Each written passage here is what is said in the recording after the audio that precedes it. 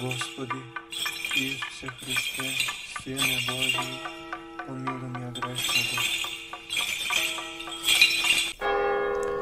Он на едниот му даде 5 таланти, на другиот 2, на третиот 1, секому според силата негова. Во името на Отецот и Синот и Светиот Дух. И покрај тоа, што од појавата на Христовата личност поминаа 2000 години, сепак неговата наука и неговото Евангелие постојано се актуелни. Христовите зборови секогаш ќе го покажуваат вистинскиот правец по кој ние треба да врвиме. За сигурно да стигнеме до посакуваната цел, спасението и вечниот живот. Но сепак и денес има луѓе кои се оддалечиле од Христа и од црквата. Ним се уште им се причинува дека христијанството нема никакво влијание во човечкиот живот и дека во него веруваат само уште нашите баби и дедовци. Но тоа не е така, а и нема да биде. Дека Христос и неговата наука секогаш се актуелни, доказ ни е и денешната приказна која ја слушнавме од прочитаното Свето Евангелие, во која Христос ни раскажува за повереното богатство на еден човек кој тргнувајќи на пат ги повикал своите слуги и им го предал својот имот, на едниот давајќи му 5 таланти, на другиот 2, а на третиот 1, секому според силата негова. По долго време господарот се вратил и ја побарал својата сметка. Па тогаш, оној што добил 5 таланти, ги умножил и вратил 10, оној што добил 2, вратил 4, а оној што добил 1, го закопал во земја и не заработил ниту 1 талант, но го вратил само добиениот. Господарот се разжесточил заради ваквата постапка на слугата, па му наредил на останатите да му го одземат и тој единствен талант, да му го дадат на оној што има 10, зашто секому што има ќе му се даде и преумножи, а оној што нема ќе му се одземе и она што го има. Луѓето од Бога имаат примено различни дарби, различни таланти, некој 5, некој 2, а некој 1. Тоа апсолутно не значи дека оној што примил 1 талант примил многу малку од Бога. Сепак, зборот талант кој Христос го употребил во приказната означува многу, зашто талантот во Римската империја бил крупна монета во вредност од 100 сребрени римски динари, а Христос намерно во приказната нагласува дека господарот на слугите им дал таланти, а не ситни пари, со цел да нагласи дека и оној кој примил најмалку сепак добил доволно многу. Впрочем, ние секогаш забораваме дека животот и здравието ни се дар од Бога, а тоа е еден највреден талант.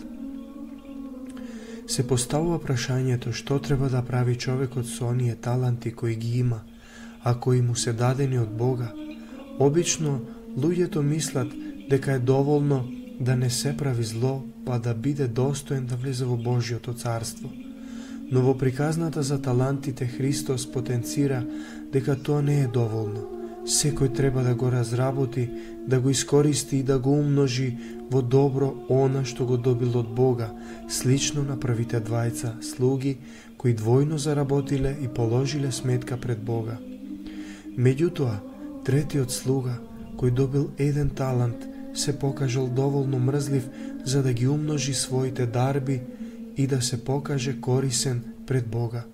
А факт е дека и денес во светот, но и меѓу нас постојат луѓе слични на него, кои предпочитаат да останат само слуги и робови, кои повеќе сакаат да живеат како животните од денеска за утре, без никаков идеал и без никаква крајна цел. Оној кој не се труди да ги умножи своите добри дарби добиени од Бога, освен тоа што не може да посочи какво добро направил за време на својот живот, тој секогаш е подготвен да ги обвинува оние околу себе, дека тие се виновни за таквата негова состојба. но подготвен е да го обвинува дури и самиот Бог дека е жесток и несправедлив. Никој не смее да го обвинува Бога и да се оплакува дека е заборавен од Бога. Секој од нас примил доволно и различни дарови од Него. Во приказната Христос не рекол дека на еден му дал 5, на другиот 2 или 1, а на некој ништо. Ако некому му се чини дека не добил ништо од Бога, тоа е само затоа што тој го сокрил својот талант и го оставил неупотребен. Некој можеби ќе се запраша, а каков талант од Бога примил слепиот и сакатиот просјак? И тие имаат добиено дар од Бога. Ако тој не ги гледа луѓето, тие го гледаат него. Ако тој не може да им даде милостиња, тогаш тој ги поттикнува луѓето да даваат милостиња.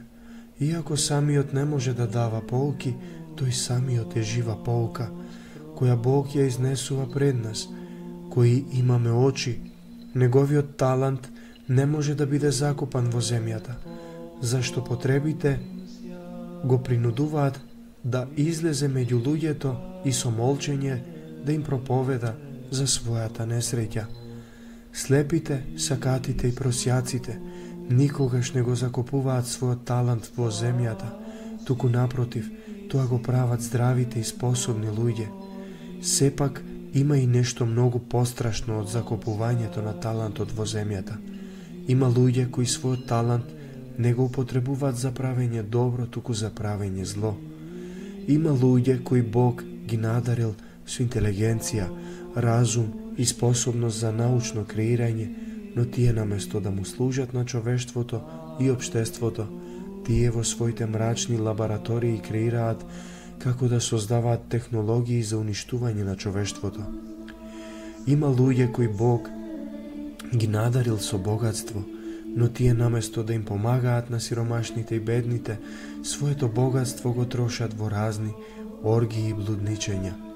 Има луѓе кои Бог ги надарил со уметнички таленти, но тие својот талент го употребуваат за сеење на јавен неморал.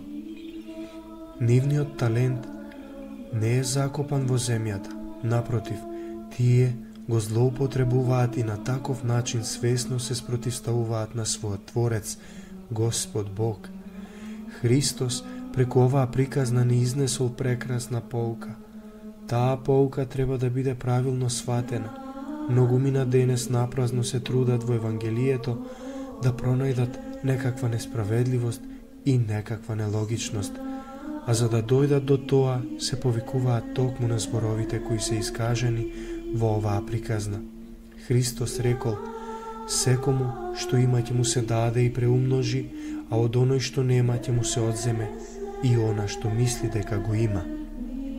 За многумина е нејасно како тоа на сиромашниот да му се одземе и она малку што го има и тоа да му се даде на богатиот. Да не заборавиме, овие Христови зборови не се однесуваат на земното сиромаштво и богатство, туку на работливоста и на мрзливоста. Сите ние сме чеда на семоќниот небесен Отец и Творец. Бог секому му дал според определената моќ и способност. Секој е повикан да работи со тие дарови, како за свое добро, така и за доброто на своите ближни. Ако некој заради својата мрзливост дозволи од Бога дадените таланти да пропаднат, тогаш заради неговата неспособност разумно и корисно да раководи со нив, тие од него ќе бидат одземени и дадени на оној кој е работлив и вреден и кој умее да ги удвостручи. А оваа постапка не е ништо друго, туку совршена правда. Никој не треба да се разочарува во својот живот. Не постои човек кој не би бил способен да направи нешто, а таа способност е неговиот талент. Талант. Потребно е само да не го закопува во земјата како мрзливец, туку постојано да го употребува во чесна работа. Трудолюбивиот и чесен човек секогаш ќе биде сит и нему секогаш ќе му се даде и преумножи, а неговиот талент Талант постојано ќе се умножува, а мрзливиот постојано ќе биде сиромав и од него ќе се земе и она малку што го има, па ќе биде осуден на маки и страдање. Таму таа смисла ја имаат Христовите зборови. Секој што има ќе му се даде и преумножи, а оној што нема ќе му се одземе и она што мисли дека го има. Да се трудиме и ние да го зголемуваме и умножуваме талантот даден од Бога, па со право, достоинство да влеземе во радоста на нашиот Господ и да ги слушнеме зборовите: убаво, добри и верен слуго, во малку си бил верен, над многу ќе те поставам. Влези во радоста на својот Господар. Амин. Господи Исусе Христе, Сине Божи, помилуй меня грешного.